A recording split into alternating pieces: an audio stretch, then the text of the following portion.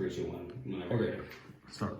Okay, so this is the data generation portion of the code. It takes place in R. So to start with, we have our randomized value for cluster 1. It's going to have an x value and a y value between 0 and 5. We then compile that into a vector, do a covariance matrix to check it, and we add 1,000 of those points into a data set. We also represent what that data set is by obviously representing cluster number 1. If we run cluster 1 here, you can see the far right is going to show which cluster it takes part in, and then the x points and the y points. Down here we have regions 2 through 4. That's essentially the same thing, so I'll skip over that. And then fully compiled, we are creating the data set. This takes place through rbind. Rbind just compiles cluster 1, 2, 3, 4, which we've already created. Running that will give us a total of 4,000 rows. That's just going to be every point in every single cluster.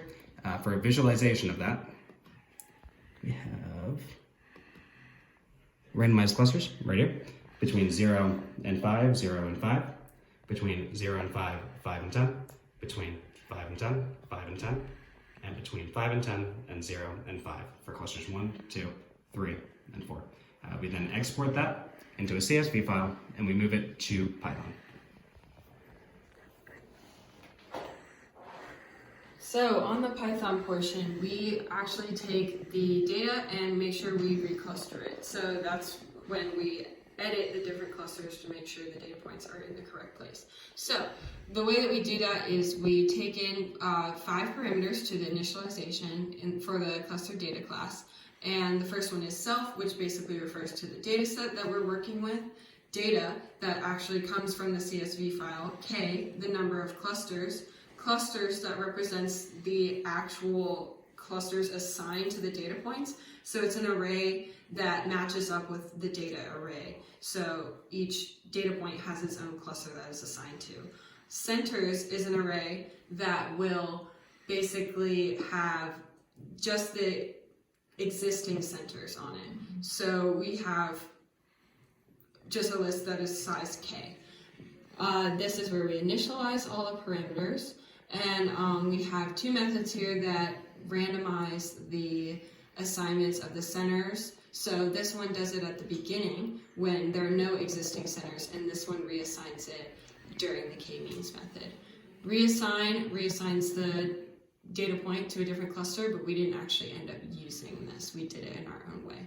Recenter iterates through each cluster for each center and takes the average location, so each center is accurate to the data points. Recluster will iterate through a nested for loop, so each center for each cluster, and it will take the distance between each data point and each center and compare them, so that way it will be assigned to the correct cluster. K-means combines the 2 of them, and we'll run recluster and recenter until each data point doesn't move between each iteration. Okay, so the in-between here is just example code that we tested some of the methods on. We didn't really need it. And here's when we import the geyser CSV file, and we use a reader to read the data and convert it into an array. And we use some of the NumPy methods to make the array the data that we need to graph. And we use plt.scatter to graph the data that we needed. And then we run k-means on it, and this is what it looks like after for the geyser data. And this is k-means when k equals 2, and here's it for k equals 3. And then we do the iris file, and it's the same exact way as we did geyser, and we plotted the petal width and length and the sepal length and width, and we ran k-means on it, and we plotted all of those graphs. So this is before, this is after.